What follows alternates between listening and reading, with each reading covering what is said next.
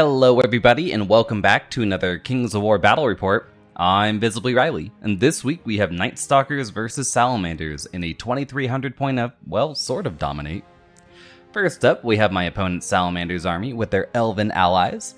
We open with a regiment of ancients, followed by a horde of ceremonial guard with the brew of strength. Then we have two hordes of tyrants, one of whom has the potion of the caterpillar, the other the mead of madness. Then we have a regiment of rhinosaur cavalry, 3 Lachilodons, a Phoenix, a Clan Lord on Raptor, Firebrand, and finally, for the allies, we have a horde of Draken Riders with a Lord on Draken. Next up, we have my Nightstalkers list. It opens with 2 regiments of Scarecrows, followed by 2 hordes of Scarecrows. Then we have 3 regiments of Doppelgangers, 2 Mind Screeches, 2 Planar Apparitions, 2 Dread Fiends, a Voidlurker, a Horror with the Inspiring Talisman or a Vicious Melee Infantry, and replacing their Lightning Bolt 3 with Banechant 2, and finally, Esanishra, the Wailing Shadow. Now, I normally don't do this anymore. I talk about my list at the end of the video, but there was some confusion on my last battle report about the Inspiring Talisman, so I thought I'd go over that real quick here. All Nightstalkers have the rule called Mind Thirst, which means while they're within 12 inches of enemy inspiring or very inspiring sources, they too are inspired. Sort of. I mean, basically they are. Now, the Inspiring Talisman is not here so I can use Mind Thirst, it just gives regular inspiring. So all the Nightstalkers are inspired within 12 inches of enemy sources, and all the Nightstalkers are inspired within 6 inches of the Horror. That's why you bring it, that's why it's sort of an auto-include. So anyway, I hope that clears things up. Let's move forward.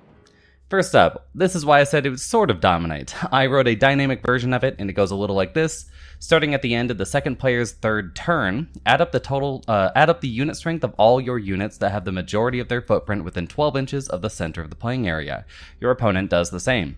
If your unit strength total is higher than your opponent's, you score victory points equal to the number on the table below. 1 victory point for controlling the center zone on turns 3 through 5, 2 victory points for controlling the center zone on turns 6 through 7. There is an additional note that says you may only score victory points during your own turn.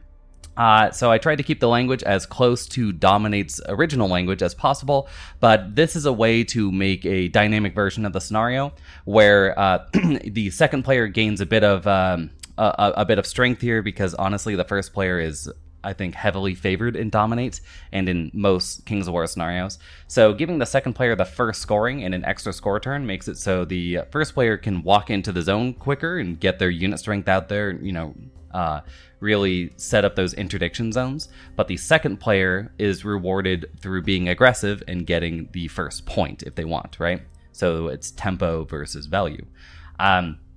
Next up, yeah, I did have to write that note at the end. You are only scoring during your own turn. Much like everything else in Kings of War, only your turn counts. While if you have 7 unit strength and your opponent has 6 unit strength on their turn, they're not going to score a point, but you also are not going to score a point. You are only going to score when you outnumber them with unit strength during your own round. So anyway, I hope that clears things up, and we'll see how it goes. Here is kind of a depiction of where that zone is. It's not perfect, but it looks a bit like that for the Dominate. Now let's talk about the terrain. We have 2 height 9 forests, followed by 2 height 0 ponds. Then we have 3 height 3 hills, 2 height 2 obstacles, and 2 height 6 impassables. So yeah, we're using my opponent's more standard terrain this time, so why not? They're getting ready for Masters, and I think Masters uses all standardized terrain if I'm not mistaken. But anyway, let's take a look at the list real quick, starting with the Salamanders. On the left here, we have the Lord on Draken with the Draken Rider Horde. Then we have the first horde of Tyrants with the Caterpillar Potion and the 1 Rhinosaur Regiment in front of them. Off to the right of that, we have the Ancient Regiment. Yeah, it is just 2 troops glued together, but, it's 2 kids in the trench coat. And the Phoenix and Lachilodon, and finally the Ceremonial Guard Horde with the Brew of Strength making up the center. And off here to the right, we have the Tyrant Horde with the Mead of Madness, the Clan Lord on Raptor, and then the Lachilodon, Firebrand, and second Lachilodon. So this is my opponent's pretty tight deployment here, but the Impassables were placed in such a way that I think tighter deployment's probably better. Moving on to the Nightstalkers, facing off against those that Firebrand and all those heroes and Lachilodons, we have Esanishra and the Voidlurker, followed by the first regiment of Scarecrows. Then to the right of that, we have the Planar Apparition, the 2nd Scarecrow Regiment, the 1st Scarecrow Horde, the 1st Dread Fiend, the 1st Doppelganger Regiment, and to the right of that, we have the 2nd Doppelganger Regiment, the Horror with the, all the gubbins hanging out back here, and the 3rd Doppelganger Regiment, and finally the 2nd Dread Fiend. To the right of that, we have the 2nd Planar Apparition, both of the Mind Screeches, and the 2nd Scarecrow Horde just taking this hill. Now let's take a look at the finalized deployment real quick. My opponent chose this table side. That is also the side that I would have chosen had I won the roll, but I didn't, because this impassable piece is really a kick in the teeth for my kind of a list, right? It's height 6 as well, so it's going to be difficult to see over, and it's actually quite large for the shadow it casts, right? So yeah, I did want that side, but because I had this side, I just started setting things up in a way that I thought would be beneficial. I haven't played this army before. It does suck a little bit because, yeah, the skeletons are back on the march, and I just painted the night before. I built, actually, I think I built the base and the models on the Tuesday, and then I painted all this stuff on Thursday, right before my game on Friday. So yeah, I painted up this horde, or this double regiment that I can use as a horde of scarecrows for my previous list, and then went, well, I just added 2 more regiments, so got to paint them now, but that'll be fine.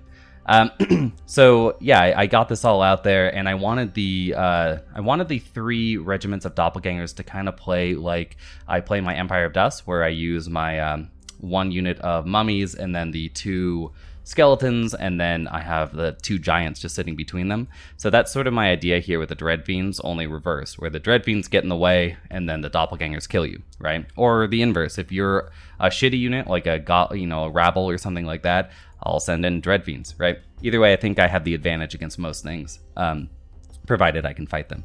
Now, I did make a minor mistake in my deployment here, which is I deployed this horror down, and it really just should be between my units somewhere, so that I can, spread the Inspire bubble, because these scarecrows, I was like, oh yeah, I do actually want them, front to butt here, so I can jump over my line and set up a screen, right? So yeah, small mistake there. And also the horde, this wasn't the largest mistake I made. It's just because, again, with this impassable and then this these 2 pieces of difficult terrain that I'd had to go through, it's really hard to set up the scarecrow horde anywhere. But I do want the regiments to be behind these units right here, so I can just rush them forward and take the charge, because I don't think a scarecrow horde dies that easily in one go, so I kind of want regiments to go die. But anyway, that's it for the deployment. For my opponent's side, I think it's pretty good. It's a lot of stuff in this pond. I don't have that much shooting in this version of the list, and I definitely don't have that much shooting that cares about cover. So I'm not exactly sure about this. Maybe they're just doing best practice stuff, but I don't know. The rest of it looks good, though. Well, maybe not the double Inspire here. My opponent only has 3 Inspiring Sources, and 2 are over here in sort of the rabble area. I think it might behoove them to have the Clan Lord more central, right? Because they're speed 8 anyway, so they can, just rush through and participate in different areas of the board. Right now they're a little vulnerable to Esnishra or the Voidlurker there. So I don't know. That's a bit weird, but you'd have to ask them about it, I guess. Anyway, let's move on to turn 1. So turn 1 ends up going to the Salamanders. As you can see, they move forward with the Draken Horde and with the Lord on Draken. And, the rest of I guess the Rhinosaur regiment goes forward, but everything else sort of stays a little bit farther back. These guys, they only speed 4 and they don't have Pathfinders, so that's fair enough. But the Tyrant surprised me that they didn't move farther forward, right? Because I'm not that fast in this list, and especially on my left side, I'm definitely not that quick. So I don't know, maybe pushing this deeper would have been better, but maybe they were worried about getting lightning bolted. Who knows? Again, I don't have that much shooting in this list, so I wouldn't be too worried about it. The one thing I will say about this Draken Horde, I like its placement right now, but I'm worried that my opponent will rush in a bit too early with them. Draken Hordes, I think, are best held back and used as a threat until about turn 3-ish is when they should start doing their first strikes, in the same way that a dragon works. But anyway, I do like the placement here, except for one additional thing, which is these elves are the only things in the list my opponent can't heal. So, and all my lightning bolts over here, so they're a pretty clear target, and neither of them are getting cover right now. So, just something to think about. And off here to the right, yeah, just your standard advance forward. These guys, again, this is what I'm kind of talking about. Maybe the plan was this guy's fast enough to lock a unit, and then Firebrand can come in on the tail end. But I think Firebrand's more about the Inspire and backfield support than she is about really using her offensive power, especially because her pistols are only range 12. So it's a 17-inch range, pretty easy to stay out of with flying units. So I'm not sold on this. But, you know, if you're going to do it, I guess this is how you would. But that's going to be it because my opponent has no shots to take, and we'll move on to Nightstalkers turn 1. So Nightstalkers turn 1, I advance forward with the Scarecrow Horde that looks suspiciously like skeletons. I just stay out of range of the Rhinosaur Cav. The Draken Riders and the Lord and Draken can come fight me if they want. I don't really care. It seems like a bit of a waste. But the big thing here is that I'm just making sure that they're in my front. Now, I have realized that these doppelgangers are within charge range of these of the Draken Rider Horde, right? So I had to place my units in such a way to block that charge. So the Dreadfiend moves forward, blocking that side, and then these doppelgangers move forward to block the other angle. And another thing, yeah, I am using my Reaper models for my Scarecrows right now, but I did just receive my order of a bunch more of these terrible models that I love for some reason. So I can make at least 3 more regiments of doppelgangers if I want to. So hopefully I'll be able to knock that out soon with the other Scarecrows. But anyway, these guys cannot fit in this space that I've allotted them. They cannot charge this unit because it's too far away. They can charge this in the front if they want, and then this Mind Screech is the same thing, where the horde of Scarecrows is blocking that edge, then the Dreadfiend's blocking the other edge, and then the Lord and Draken's in my flank, so cannot land. And the same thing here. So anyway, that's how I'm going to block up those charges. So the Drakens can charge into my Scarecrows or into this Dreadfiend if they want. Both of which I'm pretty okay with. Just because, like, well, the Scarecrows, they need a pretty decent overrun, like probably a 4, to get out of all my charge arcs and possible charges. So even if they did kill me, and I'm not too worried even if they do get that, because they'd be facing the complete wrong direction. They would buy me a turn, which is fine, right? Buy me 2 turns technically, because, you know, turn 2, turn 3, and it would knock them out of the game. And then if they charge into the Dreadfiend, of course I have many units ready to fight, so I'm okay with those things. And over here on the right, you can see sort of the line, right? So like these guys, you know, I had to put them there to block the charge from my other doppelgangers. These guys have no such worries, so they just run their full 10 and face off against my opponent's right flank here. I do like, well, Esanisha here, I'm not, she should just be 50% into the pond so she can get cover, but she's a metal model, so it doesn't work well with this sort of a pond. So I end up being a little bit farther back than I need to, but, you know, form over function. I do mess up with the Scarecrows a little bit because I probably want them to be facing a bit more like this so they can guard the Voidlurker a bit better. Because, I mean, they're not going to do anything if any of these units rush by, right? Like, I'm in cover, I'm touching the terrain as well, so it'll be a hinder charge if I get one. But any sort of charge is a good charge for Scarecrows, so small mistake there. And a second mistake, compounding it, is that I butt the Voidlurker against this terrain, and there's really not a great reason to do it. I mean, it does make it so I can just objectively say, yes, I have cover, period, on that frontage. But I don't know. this Kilodon might be able to move out in such a way where, you know, it ignores the cover. I'm still stealthy. I'm not too worried about it on a 14-16 unit. So I should probably be backed up an inch or so, enough so I can rotate, right? Rotate my 50 mil. But I am nimble, so we'll see if that matters. The rest of the army, yeah, they're just the support pieces. Move up to support, and that'll be that. The horror should probably be a little bit farther to my left here because my opponent has the speed over there and basically nothing over here, so very unlikely to get into combat over here anytime soon. So the horror should probably be about there, right? Because she's only speed 6, so be able to, you know, better project, or speed 5. I'm not sure. I think I ran her as 6, so maybe a small mistake there. Anyway, over here we have just showing off the shooting. So I take aim with both of the Mind Screeches, and I fire into the Draken Horde. I only managed 2 damage, but one of them they had cover 4 because I'm behind my Dread Fiend. So, 2 is okay. And then I take aim with my Planar Apparition because they do have Mind Fog too, and I get a Lucky Waver onto this Lochilodon. And I only get that, by the way, because of the changed Mind Fog that it now has Shattering on it. So yeah, Shattering good. And get in that Lucky Waver. And over here, this guy takes aim and tries to do the same thing onto the Horde of Ceremonial Guard with that boxcar. Does not get it. So anyway, this is the end of turn 1, as you can see, and let's see if the elves want to rumble in turn 2. So turn 2, yeah, these elves go right on in. First off, let's talk about the Draken Horde. Like I said before, they only had 2 possible charges that they can make. My opponent does the quick math. It's something like 12-ish wounds, on that average. Even on 10 wounds. That's a 6 to kill me twice. So with the -2/+2 sort of napkin math there. So they decide that, yeah, that sounds fair enough. Go in on the Dread Fiend, and I'm like, okay, well, you can't get out of charge of all my stuff, right? So that'll be fine. The Lord on Draken has to support them by charging into the Horde of Scarecrows. This is a very smart move because otherwise these Scarecrows can charge down. It's impossible to block both your flanks from Scarecrows and from Doppelgangers, right? With this unit, even if they, kill it, they can't overrun very far, they can't go back very far, and their pivoting is limited due to where my Mind Screeches and Doppelgangers are. So they need to block this charge up because it'll be down a hill and they can get them vicious and Bane Chant, right? Don't want that.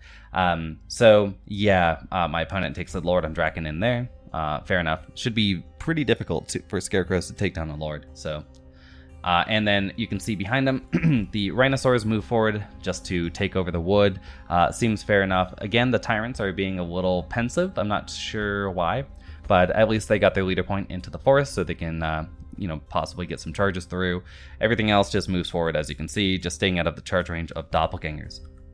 Over here on the right, this Waver kind of screws over the Tyrants back here, and they're trapped for a round, but, fair enough.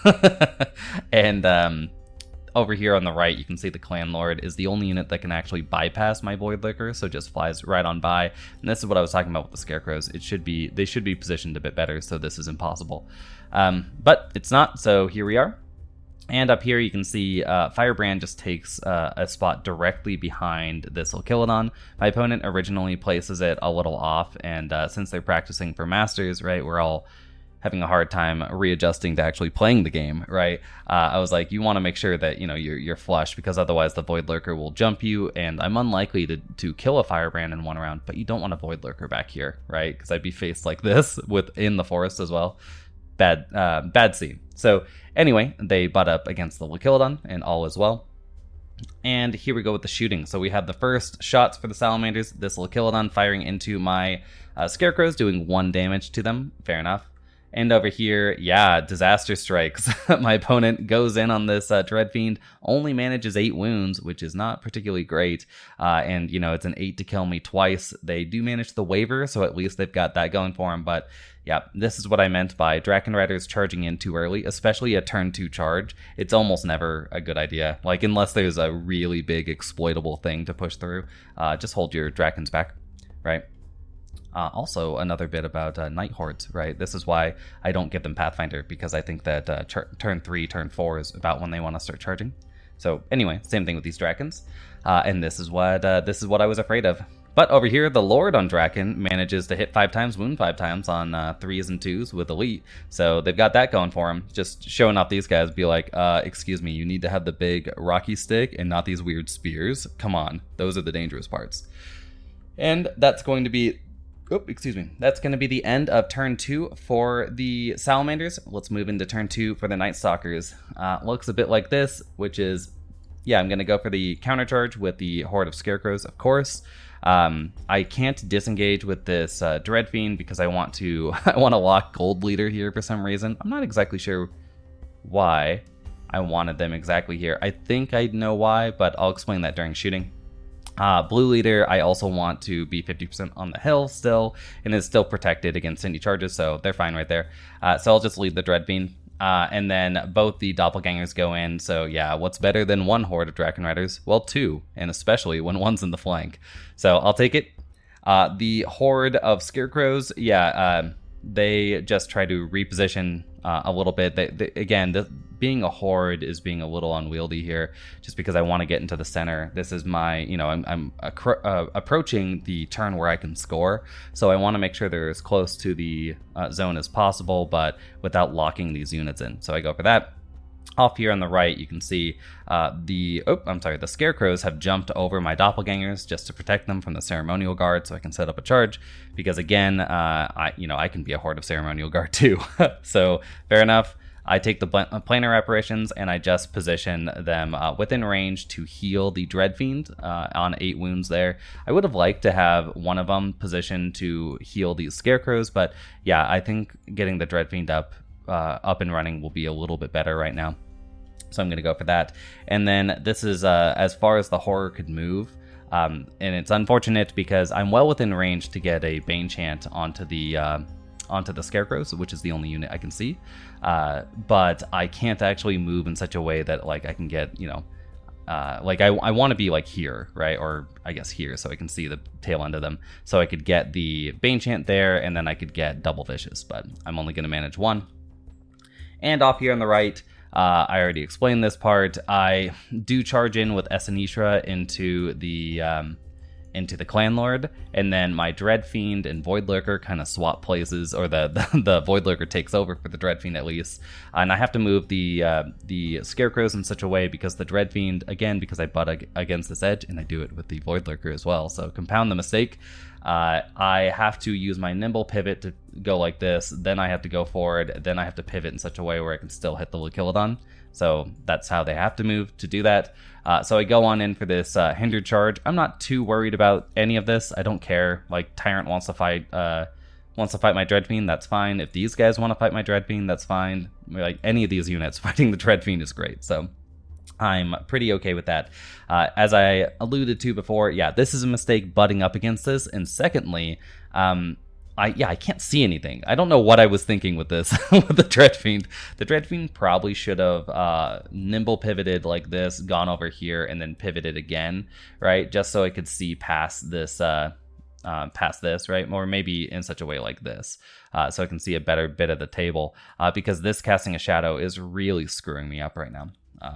Really bad piece of impassable for me, especially considering how I'm playing it. But anyway, let's move into shooting. First up, we've got double heal 7 going into the Dreadfiend. Yep, I heal 8 wounds off. Over here, I fire off a lightning bolt first, and then a little extra from Gold Leader, which is a wind blast. So yeah, my opponent was just barely into this forest, so I'm like, I'm just gonna wind blast you out. I only needed wind blast. I only needed 1 to hit, so I decided to risk it and go for a lightning bolt as well. The lightning bolt does nothing, but the wind blast pushes them 5 out. So yeah, wind blast, great spell. Really important, especially, I mean, it's hard to argue that like it's better in this dynamic version of Dominate because yes, you have more granular control then, right? I can make it so you lose a point or I get a point every on those rounds turn by turn. But in regular Dominate, you can just go, it's the end of the game, get out of the zone, I win, right? So who knows? High risk, high reward, I guess. But anyway, I push them away, so they're not going to be charging anything. And then over here, yeah, the Scarecrows, I did get the Bane Chant off, go into the Lord on Draken. I do 8 wounds, which is really good, but, then I roll a double 1, so fair enough. It wasn't, it's not a great double 1, because this was a 5 to even waver the guy, but it is a second set, because I killed them on the first roll and then double 1 the second, so funny enough. And right here, yeah, we walk right through those Draken Riders. I am actually a little stuck with these doppelgangers, which I'll explain on the end of turn shot. But otherwise, I back up with these guys and reform these guys to keep everything in the front. And then over here, Esanishra manages 3 wounds onto the Clan Lord, which is it's about average. It's fine, right? It's a good roll.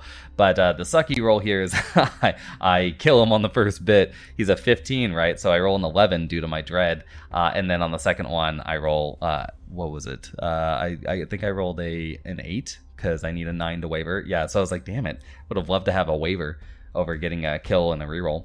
But anyway, that's how it goes. But I make up for it up here with the Dreadfiend going into the Lycilodon. I managed 3 wounds, which is really good. I hit on a 3 normally with Crushing 2, but I'm hindered, so it's going to be 5 attacks on 4s with wounding on 2s, and then dread, of course, because everything in my Nightstalkers list has dread. But I do get the waiver here, so that's really nice. Wavering Liquilodon's really good. And here's the end of turn shot. So like I said before, I'm going to talk about these doppelgangers a little bit, and it's because when I was positioning these units, again, I positioned this Scarecrow Horde so I could get into the zone, right? But I didn't quite measure it well enough, it looks like. So I was about, I don't know, maybe 1/5 of an inch off, where I needed to be back a little bit so that these guys could, these guys could crab walk, right? Just slightly out of 10 of the Ceremonial Guard. As it is now, there was no way to get out of charge arc of these guys. So I'd set this up where these guys are blocking for these doppelgangers and also making it so these guys have a difficult wheel to make. But then I flubbed the finish, right? By not putting the Scarecrow Horde just slightly backwards. And so these guys can't reform in such a way to dodge this charge. They would have taken a flank from this, but I'm not too worried about that. It's 18 attacks on 4s and 2s, because they're Thunder 2. But with Brutal, so they could kill me, they could waver me, but again, I'm not too worried about it because I can just countercharge with all my stuff, right? But yeah, just messed it up a little bit, and now I'm gonna have to pay that price with Salamanders Turn 3. So on turn 3, it goes how you might expect. First up, the Lord on Drakons, like screw these scarecrows, and decides to go in again. I'm not sure about this. I probably would have backed up 1 and just flown off out of my charge arc for a turn, and then come back later in the game, because unit strength is very important in Dominate. And specifically Dynamic Dominate makes it so every turn that you can get that unit strength, that you can get that +1, -1, whatever, right, is going to, not exponentially, but give you a decent increase, right? Because of its granularity, it's not all at the end of the game, right? So every turn that this is up is better. So anyway, I probably would have backed off, but, I guess they just go for the blood. The Rhinosaurs plus the Ceremonial Guard go into the regiment of Scarecrows. Normally, the Ceremonial Guard probably would have been enough, but they are hindered, so they're only hitting on 5, so I think this is a smart charge. Also hindered, but yeah, getting the Brutal in there as well. And off, you can see the Tyrants are like, oh, right, we definitely should actually be in that forest. And they run to get into it a little bit, and then have the Phoenix block its corner right there.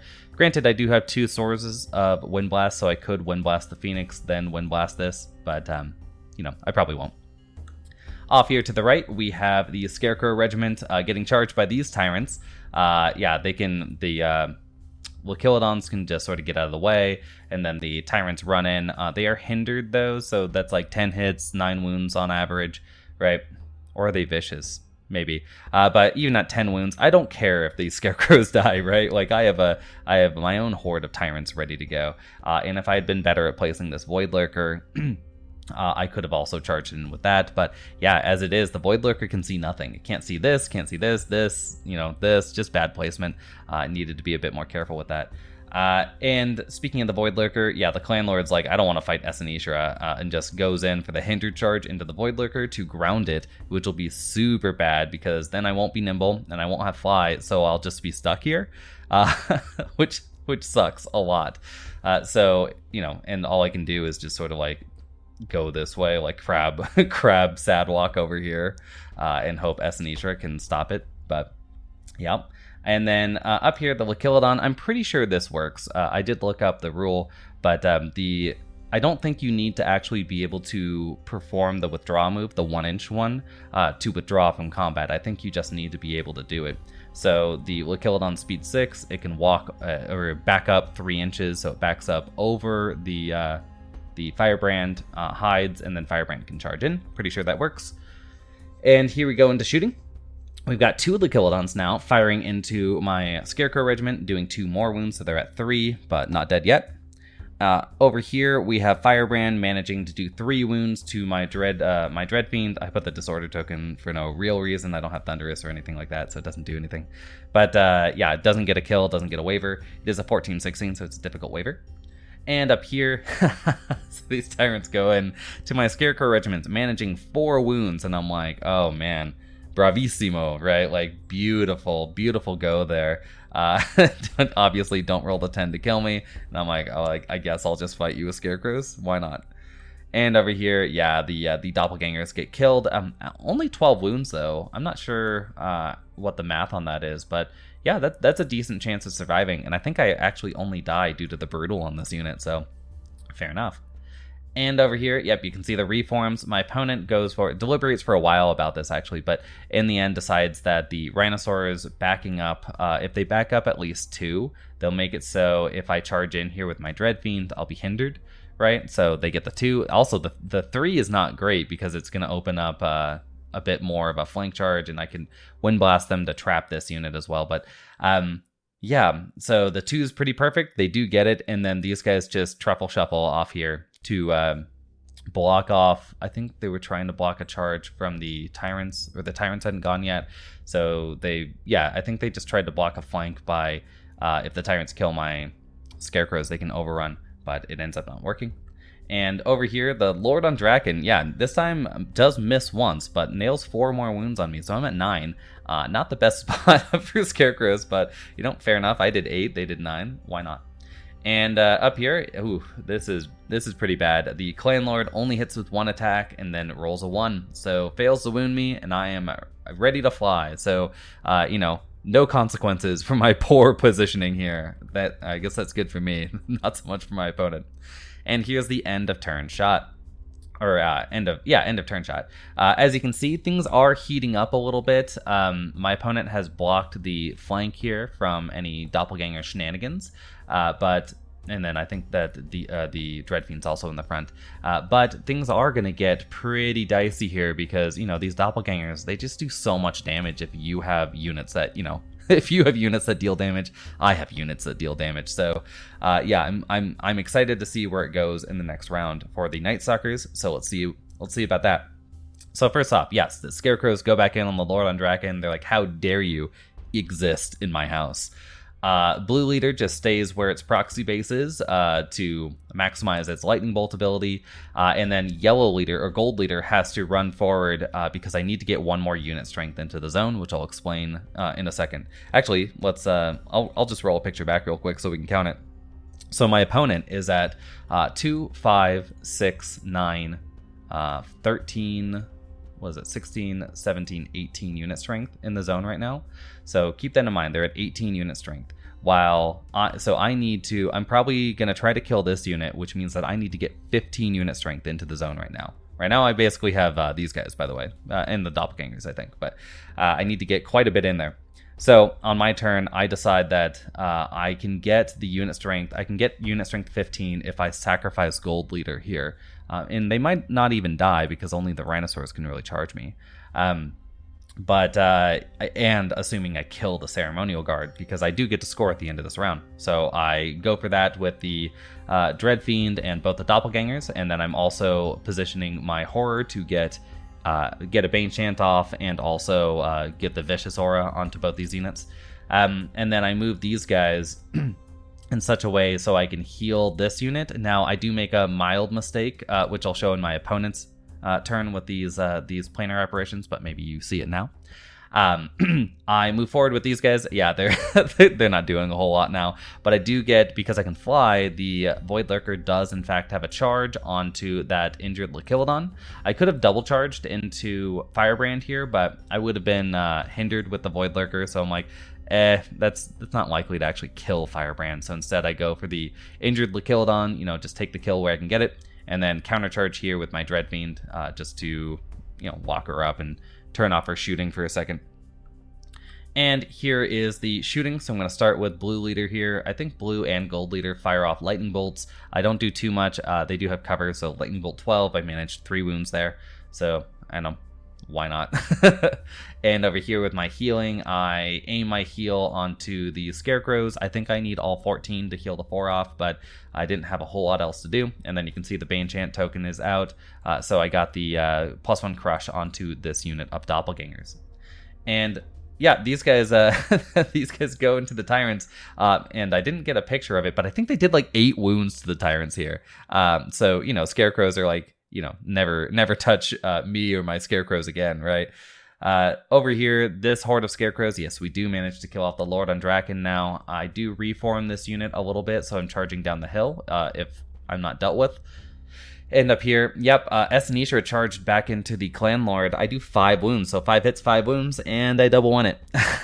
So this one, it was a 4 to get the waiver, but again, I killed it on the first roll, and then I rolled the double one after it. So I'm like, why not? Why not get a double one there? It turns out to be pretty bad, as you'll see in my opponent's turn. And up here, we have the double, basically my 2 Ceremonial Guard plus a Dread Fiend do manage to kill off that 1 Ceremonial Guard. So yeah, they're gone. I can't reform too much right here, so I think I just sort of maintain my line to not expose any flanks. And then I take this unit and just run on forward with the Dread Fiend as far as it can, because it's actually dodging this unit of Rhinosaurs. So yeah, I'm just going to run on up here. And up here, yes, the Dread Fiend does, the Voidlurker manages to kill off the Lachilodon. The Dread Fiend does a couple of wounds to Firebrand, so that's pretty good. I like the Dread Fiend being in the backfield over here. That's pretty nice. And if Firebrand doesn't deal with him, I'll be able to charge basically whatever I want. So here is the end of turn shot. As you can see, my opponent's down to 14 unit strength, and then I have unit strength 3, 6, 9, 3, 6, 9, 11, 13, 14, 15? Yeah, 15 unit strength. So I've got it by 1, which will give us 1 victory point. So with that said, let's move on to turn 4 for the Salamanders. So Salamanders turn 4, we've got these guys deciding to charge into my injured Scarecrows. I really wish I could have got some heal on them earlier in the game, but you know, it is what it is. I don't know if I should be worried about this. In my experience, the Rhinosaurs, they're really good units, but they're really swingy when they're in the woods because they don't have Pathfinder, right? So they're rushing in there. They've got 9 attacks, hitting on 4s, wounding on 2s. I've got 9 wounds on me, but they also have Brutal, and I'm not inspired because, wait, no, I am inspired because the Ancients inspire. So I think it's in my favor that this works out, but I think my opponent kind of has to do it because they don't want the wild charging Scarecrows again to have a hill that they can charge down, get the Thunder one, and then mess up flanks and rears, right? So yeah, just go in there, hope to block them up, I guess. Gold Leader survives because the Dread Fiend seems like a better shot, and I agree with this just because it's a flank charge. If it weren't, I probably would have gone into the Mind Screech just to kill it off because the Dread Fiend's good, but not as good as a Mind Screech, I don't think. And then we have the Ancients deciding to charge one of the regiments of Doppelgangers going in there. They only have 12 attacks with Crush 1, so I'm not worried about dying, but they're an interesting unit. A lot of people say, you know, like if you're gonna spam Doppelgangers, right, like you'll run into Goblins and so on and so forth, but in my experience, you know, like Nightstalkers also have trash units, so I can just send Scarecrows in. I have a lot of Dread, so I'll always be +1. I have better Nerve, and I have these guys. I think these units are the bigger worry, which is they have really high defensive stats, right? And then okay offensive stats, right? 12 attacks on 3s a hit with Crushing 1, but not so much that they'll defeat themselves, right? So it's an interesting fight there, I think. The Tyrants here go back into the Scarecrows. Now they are unhindered, so hopefully they can do a bit more than 4. And up here, yes, they were at 8 because my opponent has healed them down to 5 because Scarecrows, you know, they're scary.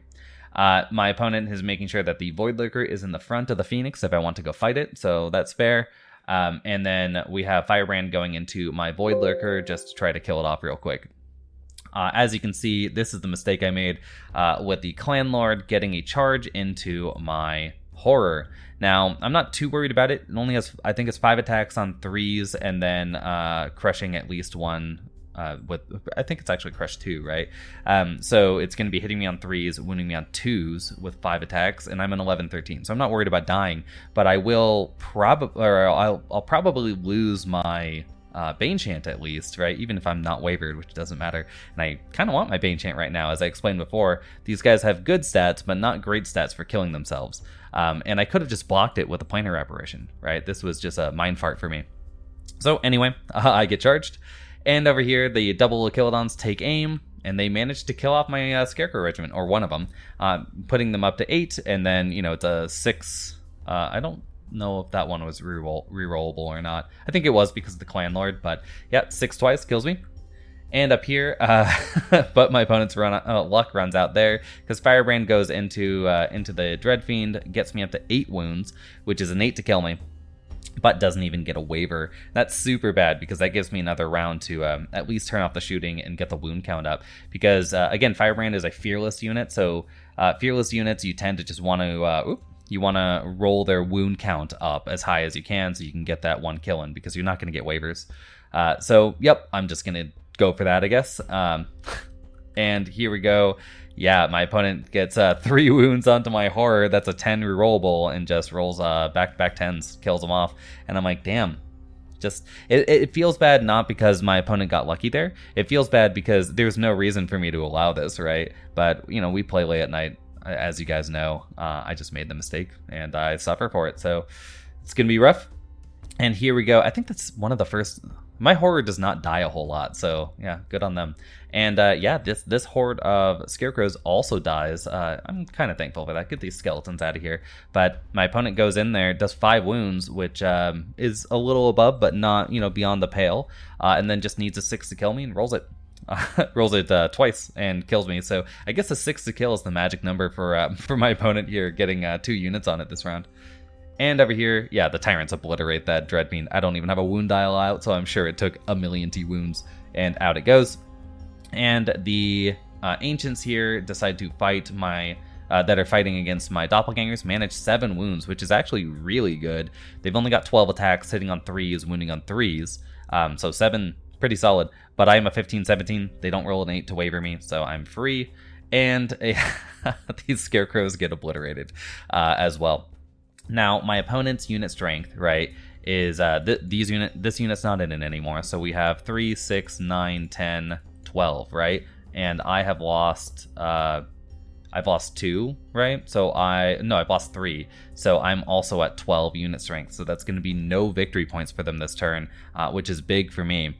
And secondly, my opponent goes for a bit of a risky play here, but I think it's fair enough, because I'm ahead, which is also, by the way, I could have stacked the center with unit strength pretty easily, but I decided last turn I was so far ahead in killing, I might as well just sacrifice my tempo advantage on scenario for a tempo advantage on board presence, right?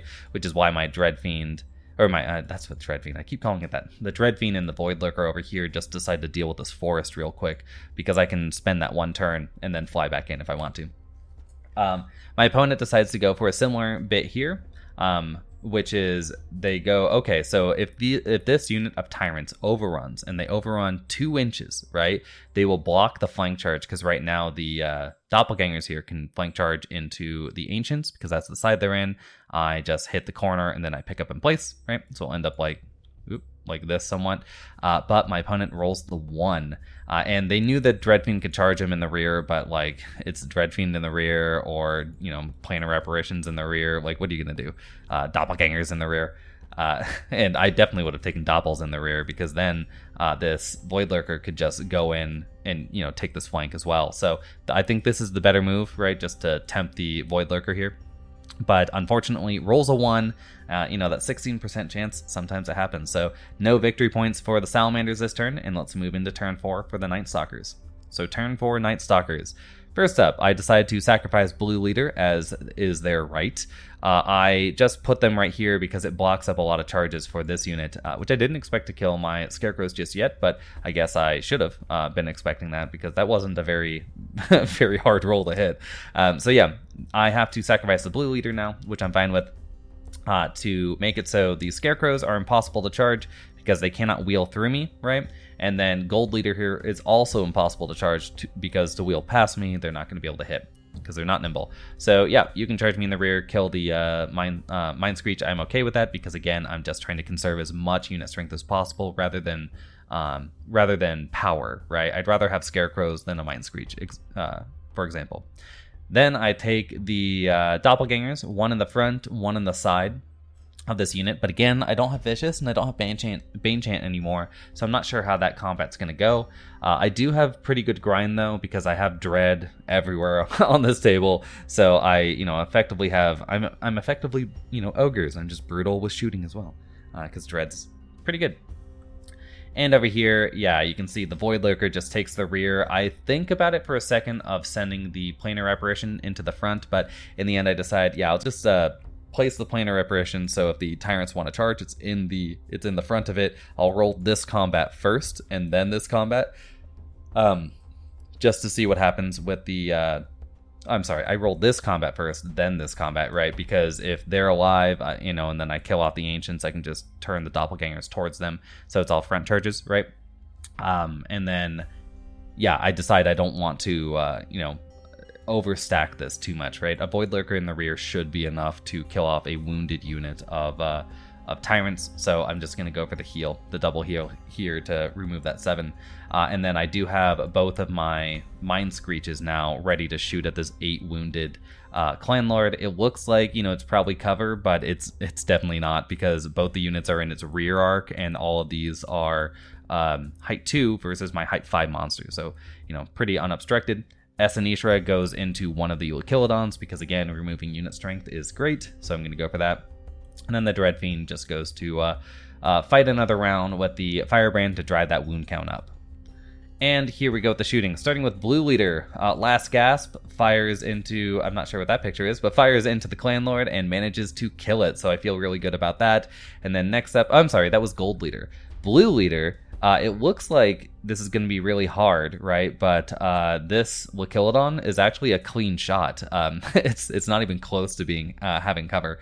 So yeah, I get a clean shot here, and achievement unlocked. I've now wavered all 3 Wakilodons on 3 separate turns. So I always find stuff like that fun. Get them up to 3 wounds, get that waiver. Feeling really good about it. And right here, you can see, yeah, the Voidlurker deletes those Tyrants, rolls actually below average by a significant margin, but not so much that, it made it a difficult roll. I think I still needed like a 4 to kill him. I think I got him up to like 13 wounds. So fair enough.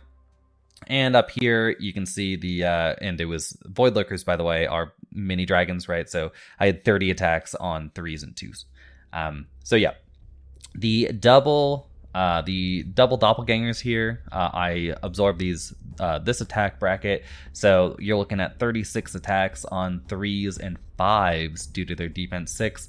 I only managed 6 wounds, which they are a dash 17, I believe. So it's a 10 to kill them with Dread. Not even sure I have Dread right now, but either way, I don't get it. So fair enough. And here we go with the end of turn shot.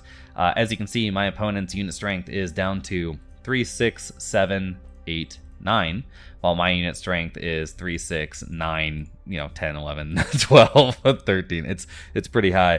So we're going to be rocking yet another victory point. So the Nightstalkers are now at 2 to the Salamanders 0. And with that said, let's move on to turn 5. So turn 5, Salamanders, things are looking pretty grim. And I think my opponent's plan here is to just get some lucky kills, right? Or not even lucky, but like get some decent kills here, and then really bank on getting that turn 6, turn 7 double points, right? Because I'm only at 2 victory points right now, which means that if they score this round, I don't score, and then they score the next round, they will win on that turn 6. So they're just going to go for the kills. They double into this Doppelganger regiment.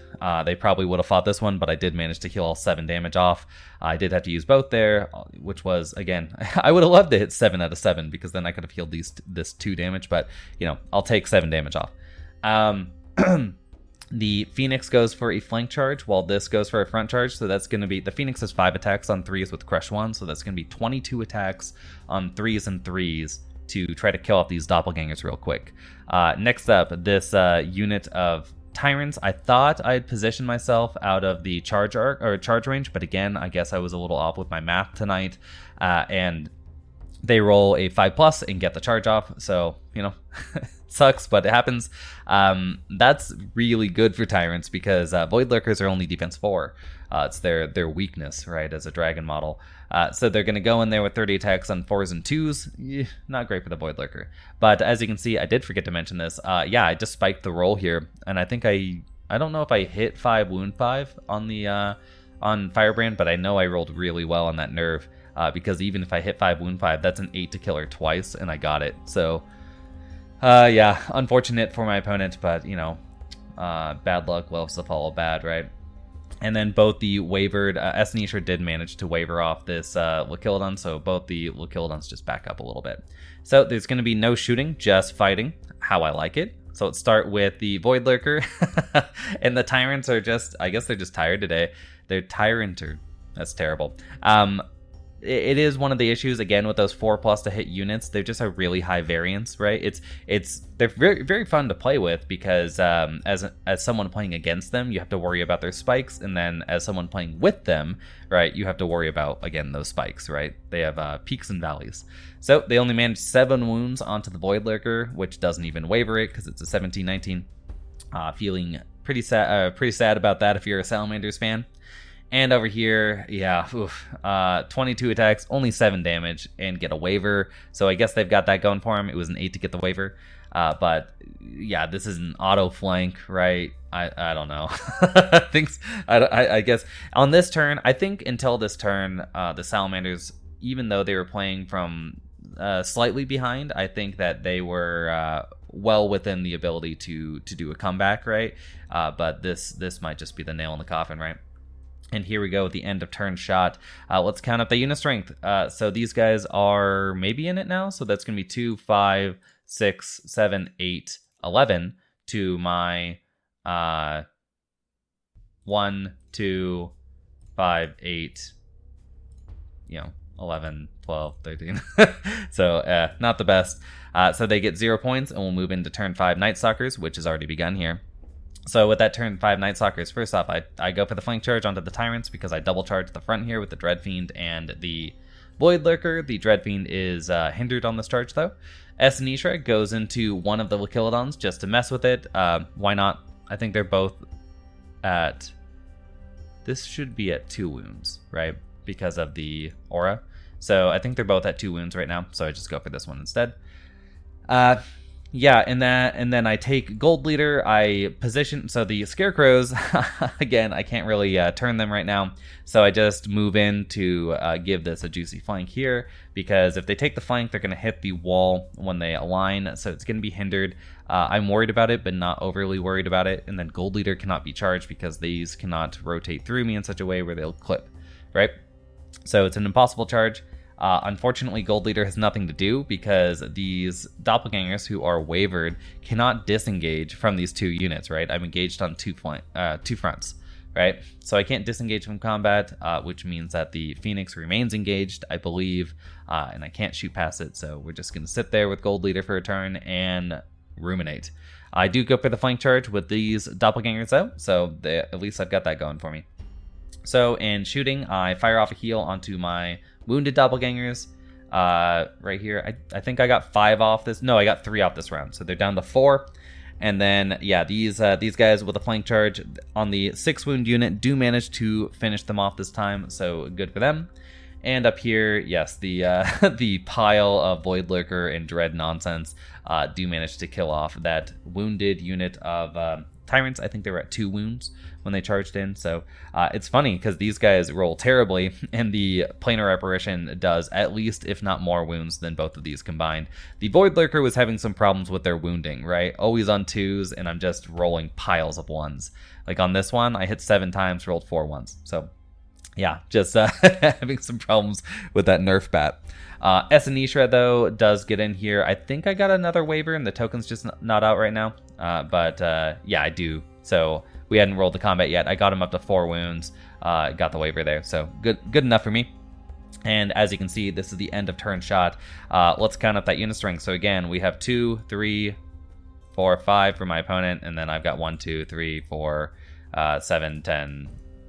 11, 14 unit strength, so my entire army is over here. So that's going to be +1 victory point for the Nightstalkers. So now I'm at 3, the Salamanders are at 0. So now for the Salamanders to win, they have to score on their turn 6, then they have to roll a turn 7, and then score on their turn 7, and I cannot score again. I'm not sure if that's possible, but we'll see. So let's move into Salamanders Turn 6. So Sally's turn 6. First off, we've got the flank charge here onto the scarecrows, just going there, and then we've got another flank charge here from the Phoenix because might as well pick up units. Yes, I am at 4 wounds, so fair enough. And then this will just try to kill off the Dreadfiend at 8. So just trying to remove as many units as possible.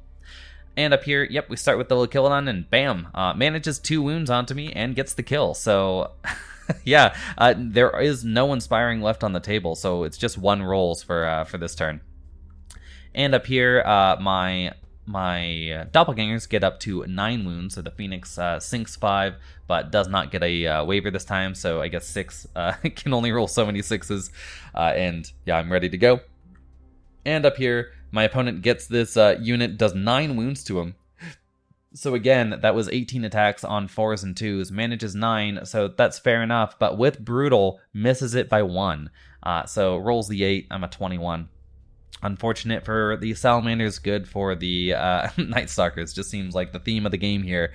So at the end of turn shot, as you can see, my opponent does not score any points. They didn't remove any units besides the Dreadfiend, and that's not going to be enough. So let's look at Nightstalkers turn 6. And first up, we've got a triple charge onto this Phoenix, Voidlurker, Doppelganger, and I just take that. The Scarecrows countercharge here. I position this to heal the Scarecrows because there's not really going to be a fight otherwise. And then I fly over with Gold Leader. There's no reason to shoot right now because I'm going to charge both these units. 1 planar apparition into the 3 wounded unit, 1 Esnishra into the other 3 wounded unit because of Radiance of Life. So, yep, just gonna go for kills here. Just try to wipe them all out, right? And here we go. First with the heal. I do manage to, I think I healed 5 off of the Scarecrows, so they're down to 6.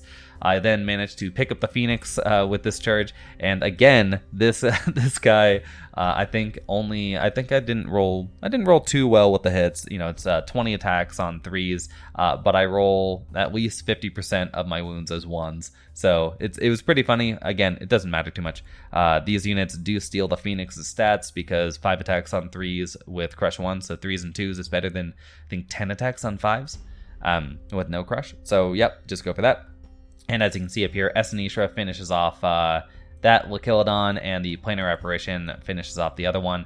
Planar Apparitions are pretty solid in combat. They're not the best, but they do bring Dread. Then they're 3+ to hit Pathfinder with Crushing 1, so that's 4 attacks on 3s and 3s with Dread. So I'll take it, and so did that Lochilodon. So at the end of the game, or end of the turn here, end of 6, yeah, I've got essentially infinite unit strength. My opponent cannot stop me, so it's going to be, yeah, 5 VP for the Nightstalkers and 0 for the Salamanders, and we roll off for turn 6 or turn 7. Yeah, no turn 7. So that's going to be the end of the game. Ends up with a pretty crushing Nightstalker victory, but I don't know. It's one of those things that if a couple of those rolls on turn 4 had gone my opponent's way, right, as opposed to going mine, if a couple of my, like when that Clan Lord charged into my Voidlurker and, you know, I had that poor positioning, if they had managed the 1 wound, things, you know, might have been significantly different. But that's sort of just how the game goes. Sometimes even a crushing victory is more than it looks. So first up, let's talk about these lists. I'm going to start with the Nightstalkers just because I have more to say about them. Actually, let's start with the Salamanders because I have more to say about the Nightstalkers. First up, this Salamanders list. I do like it. I'm not going to pretend like I'm an expert on Salamanders, but specifically, I think my opponent's just sort of trying to get something out of them that he doesn't see just yet, right? Because he's talked before about how the Tyrants, which are, you know, everyone's favorite unit in the Salamanders, are the hordes of tyrants, but he's having trouble with their low defense and the fact that shooting is now back in the game in a large form with all the heart piercers and flame bearers and all that. So trying to work around that, but still having 2 painted hordes, so it's a little difficult to take them out. And I think he's working around the everything that surrounds them, the periphery of those tyrants instead. So I do like most of this army. The only things I look at are, like, I don't like regiments of ancients. I don't see the point in them. I prefer troops, but I will say the point differential between a troop and a regiment doesn't get you a whole lot, right? So, I'd rather have the regiment upgrade than say, I think it's 80 points difference, I want to say. I'm not exactly sure, but I think I'd rather have the regiment than have a unit of like Emperor Sprites, but who knows? I think the troops are significantly better. Is just my point there. The rest of the list, I like. It's all good. These are all good units. As for the allies, the one thing I will say, I love the Draken Riders. Those are great, but the Lord on Draken is pretty interchangeable with just an Elven King on horse. For 10 points fewer, you get the Elven King on a horse with the Shard Blade and the Pussycat, the Duelist, right? And I much prefer that piece, right? It's -1 speed, it doesn't fly, and then it doesn't have unit strength, right? But I would prefer to just have the individual around to protect the Draken Riders than to have the potential flank from this guy. Because otherwise their stats are the same. They're 13-15 nerve, they're defense 5 attacks, except for the King would be melee 2+ with elite, right? Which is what I really like on it, and then also having that duelist. So I prefer to have another backfielder, right? Or another support piece for the Draken Riders rather than this Lord on Draken, which is not so much a support piece as a mini hammer on its own, right? And in this game, the Elven King would have done the exact same thing, only I think been able to just, go in there, fight the Scarecrows, watch the Drakens die, and then immediately leave and get a much better charge onto something like a Mind Screech or whatever, right?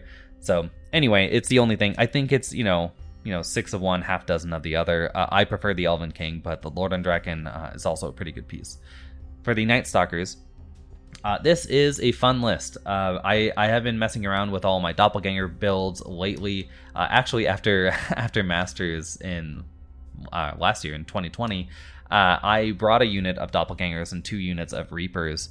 And I also brought some Mind Screeches, but that's not part of this. After the tournament, I was like, man, I wish all these Reapers were just doppelgangers. And yeah, it's way better. I mean, I think Reapers are okay, but I'm looking at the meta as it stands right now. I prefer to just be 15-17 nerve. I think that's the big thing there, right? Like speed 6 is good on Reapers. They're Crush 1 though. They're really expensive compared to say a Soul Reaper. What are the vampires called? And I could just bring vampires if I wanted that. So I prefer the doppelgangers personally. And I've been messing around, as I said before, I've been messing around with the list. The previous one I ran with a ton of Wind Blast is a blast to play. I really enjoy it, but I think that this one could also, it might be stronger, it might be weaker. I'm not exactly sure just yet, but I am willing to mess around with it. And once I get the remaining models from this list painted up and the remaining models from the previous list painted up, which I think is maybe nothing. Maybe I do have the previous list fully painted. I'll have around 5,000 points of Nightstalkers fully painted, ready to go, right? So, or 4,000, something like that, 4,000 to 5,000 points. So I can build most armies that I just want to. So yeah, I'm looking forward to that, and I hope you guys are too. I do have one thing to say about the scenario, or I have a few things to say about the scenario, obviously, but we'll start with a note from my opponent, which goes, Visibly Riley, as far as feedback on the scenario, I like the extra dimension it gave me to think about. Due to the lopsidedness of our game, it's hard to tell how difficult it would be to come back from a deficit, but since 6 and 7 score double, I wouldn't think it would be a problem.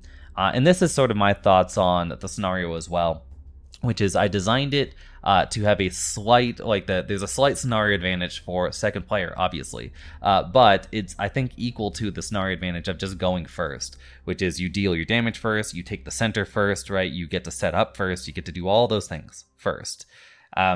While second player just gets one extra round of scoring.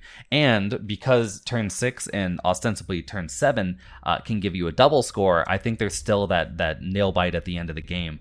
I did see recently a version similar to what I've written here on Fanatics that had a bit of a wrinkle to it that said at the end of the game, the army with the unit closest to the center loses points, I think. Or you gain points if you're farther away. And I think stuff like that's interesting, but also at the same time, I really believe that when you're building these scenarios, especially if you're something like Kings of War, which is a real KISS kind of a game, keep it simple, stupid. You don't want to go like, okay, you're going to spend 5 turns of a 6-turn game doing one thing, and then on one turn do literally the complete opposite, right? And on top of it, for the cinematic appeal, I think for a King of the Hill scenario, if at the end of the game you want to abandon the hill, that's a little off. So I designed this one. I did like that double scoring metric though, so I took it and ran with it and changed it to what you see here, which is giving you a few more points at the end of the game if you control it, right? So it's still weighted towards the end, right? But on this version, you're going to fight every turn, right? Well, you're going to fight turns 3 through 7, and that is just because some armies, require turns to set up, some armies are slower, and, so on and so forth. Some armies are faster. I don't want to give speed more of an advantage than it already has in the game. And on top of it, if you start scoring on turn 3, that gives you, 3 points possible before turn 6, right? Which means that on turn 6, you don't just win the game anyway on turn 6 if you control it, or at least tie the game on turn 6 if you control it. If you're at 0, for example, if we start scoring on turn 4, that could happen. But instead, it gives you a slight advantage for that second player, and then on turn 7, kind of goes out the window anyway. So let me know what you guys think. I always appreciate the feedback, and until next time, bye.